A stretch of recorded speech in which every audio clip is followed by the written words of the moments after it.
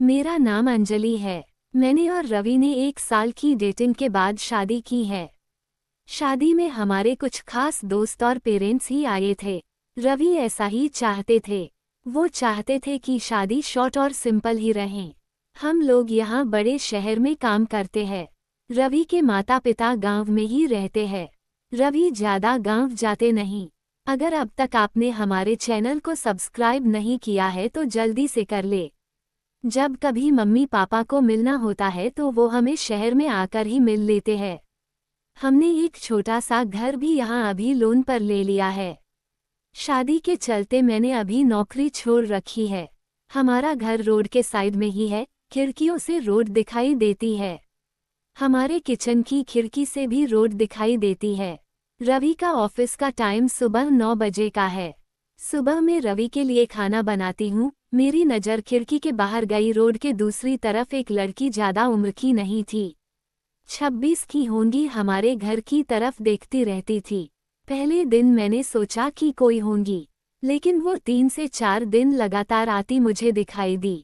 मेरे मन में सोचा कि जाकर उससे बात करूं, शायद किसी और घर समझकर हमारे घर की ओर देखती रहती होंगी। सुबह रवि सोए थे, वो फिर वही दूर खड़ी दिखाई फिर और हमारे घर की ओर देख रही थी। इस बार मैं बाहर गई, उसने आते मुझे अपनी ओर देखा और घबरा गई। मैंने उसे पूछा, क्यों, आपको क्या परेशानी है, आप किसे ढूंढ रही है? वो घबराई हुई बोली, रवि यही रहता है। मैंने बोला, हाँ, आप कैसे जानती है? वो इतना सुनकर घबरा कर चली गई। मैंने पीछे से उसे आवाज दी पर उसने सुना नहीं। मैं अपने घर में वापस आ गई। मेरे आने पर रवि उठ गए थे। पूछा, कहाँ गई थी? मैंने बोला, पता नहीं, एक लड़की है, वो हमारे घर की तरफ देखती रहती है। और मैंने जब जाकर उससे पूछा तो तुम्हारा नाम भी जानती है, तुम किसी गोरी सी सुंदर लड़की को जानते हैं। रवि यह सुनकर भड़क गए। बोले, पागल हो क्या? कोई कुछ भी बोलेगा और तुम मान लोगी क्या? लेकिन ये सुनने के बाद रवि के चेहरे का रंग जरूर उड़ गया था। मेरे भी दिमाग में कुछ कुछ चलने लगा। रवि जब शाम को आए तब मैंने इस विषय में कोई बात नहीं की। अगले दिन मैं सुबह उठी तो रवि पहले से उठ गए थे। मैं किचन में गई तो किचन की खिड़की लगी हुई थी और बड़ी मुश्किल से खोलने पर खुलती थी। मैं कोशिश कर रही थी लेकिन ऊपर वाली कुंडी मुझसे नहीं खुली। मैं हमेशा नीचे की कुंडी से खिड़की लगाती थी, लेकिन आज खिड़की की ऊपर वाली कुंडी भी लगी थी। मैंने कैसे भी कुंडी खोली और खिड़की खोली तो मैं देखकर हैरान रह गई। रवि उस लड़की से वहां जाकर उससे बात कर रहे थे। वो उस पर चिल्ला और गुस्सा हो रहे थे। लड़की रो रही थी और रवि ने उसे उंगली दिखाकर जाने को कहा। ये सब देखकर मैंने खिड़की बंद कर दी ताकि रवि को लगे नहीं कि मैंने उसे यह करते देखा है। रवि फिर घर में आ गए। मैंने ऐसे जताया जैसे कि मैंने कुछ देखा ही नहीं है। अब मुझे ना जाने कैसे कैसे ख्याल आने लगे। रवि मुझसे क्या छिपा रहा है? मेरे रवि से शादी करके कोई गलती तो नहीं? आखिर वो लड़की कौन है और रवि उस पे इतना गुस्सा क्यों हो रहे थे? रवि के जाने के बाद मैंने रवि के सारे दोस्तों को, जिन्हें मैं भी जानती थी, उन्हें फ़ोन किया, लेकिन किसी को भी उस लड़की के बारे में नहीं पता था। मेरी समझ नहीं आ रहा था कि क्या हो रहा है। रवि से पूछना चाहती थी लेकिन मुझे पता था कि वो झूठ ही बोलेगा। उसके बाद मैंने उस लड़की को घर के आसपास नहीं देखा। ये सब सोचते सोचते मेरी तबीयत बिगड़ने लगी। रवि मुझे बोलता था कि क्या हुआ, अपना ख्याल रखो, डॉक्टर के पास जाओ, लेकिन अब मुझे उसकी बातें बिल्कुल अच्छी नहीं लग रही थी। एक दिन जब मेरी हालत ज़्यादा खराब हुई तो मैं ऑटो लेकर पास के बड़े अस्पताल गई। डॉक्टर से अपनी दवाई लेने के बाद मैं अस्पताल के पार्क में बैठी थी। अस्पताल में मुझे वो लड़की फिर दिखाई दी। उसे देखती ही जैसे मेरी बीमारी पता नहीं कहाँ भाग गई। मैं उसके पास तेज चलकर गई और उसका हाथ पकड़ लिया और उसे बोला, तूने मेरी जिंदगी में उथल पुथल मचा दिया। बोल, उस दिन क्या बात कर रहा था रवि तुझसे? क्या रिश्ता है तेरा मेरे पति? फिर उसने मुझे जो बताया सुनकर मुझे लगा कि मेरा पति ऐसा है। उसने इतनी बड़ी बात मुझसे छिपाई। शाम को रवि जब मैं आए तब उस लड़की को अपने घर में देखकर चौंक गए। मैं भी उसके पास ही बैठी थी।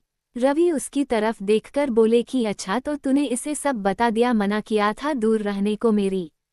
फैमिली से। मैंने बोला रवि शर्म करो, तुम इतने कठोर हो, अपनी सगी बहन की मदद नहीं कर रहे हो। वो लड़की संध्या थी, रवि की सगी बहन। उसने अपने पसंद के लड़के से शादी कर ली थी, इसलिए रवि और उसके परिवार ने उससे सारे रिश्ते तोड़ दिए थे। रवि ने कहा कि मेरी कोई बहन नहीं है। मैंने कहा इसका पति अस्पताल में है, इसे रुपयों की जरूरत है। बहन नहीं तो इंसानियत के नाते ही तुम्हें इसकी मदद करना थी। और अपनी पसंद की लड़की से शादी तो तुमने भी की, फिर जो नियम इसके लिए है तुम्हारे लिए क्यों नहीं है? मुझे पता होता तुम ऐसी सोच वाले हो तो मैं तुमसे कभी शादी नहीं करती। जिसको बहन आंसू नहीं पिघला सके उस आदमी के सीने में दिल नहीं हो सकता। इतना कहकर मैंने अंदर से अपने सारे गहने लिए और संध्या के साथ जाने लगी। हमें जाते देख रवि फूट फूट कर रोने लगे। संध्या भी उन्हें देख रोने लगी। रोते हुए रवि बोले, हमने इसे बहुत प्यार दिया, पापा ने, मम्मी ने, मैंने रानी बनाकर रखा, और यह ऐसे ही एक दिन बिना बताए घर से चली गई। हमारा प्यार तूने नहीं देखा, इसके लिए मैं रात भर रोया कि कहाँ होंगी, कैसी होंगी मेरी बहन। तब इसे भाई और पापा की याद नहीं आई। अरे मुझे से कहती तो तुझे क्या करना है, ऐसी ही चली गई थी ना, अब क्यों आई है? बहन भी बोली, भैया मुझे लगा आप लोग नहीं मानेंगे।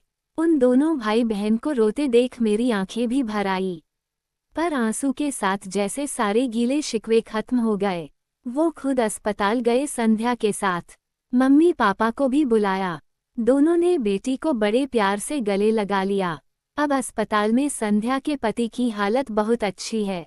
डॉक्टर कहा कि जल्दी डिस्चार्ज हो जाएंगे। रवि की आंखों में मुझे एक अलग सुकून अब देखने मिल रहा है। रवि ने संध्या को कहा है, अब कुछ करेगी तो माफ नहीं करूंगा, हमेशा मेरी प्यारी बहन के रहना। जिंदगी बहुत छोटी है, आपके अहंकार में इतना सुकून नहीं है जितना कि माफ कर देने में है। एक बार करके देखिए, जिंदगी बदल जाएगी। आपको ये कहानी कैसी लगी हमें कमेंट कर जरूर बताएं। इसी तरह की अच्छी कहानियाँ आप यहाँ पर सुन सकते हैं। यहाँ उपस्थित शिक्षाप्रद कहानियाँ आपका मनोरंजन करने के साथ दिशा भी देंगी। तो बने रहिए हमारे साथ और हमारे प्रयास को सफल बनाएं।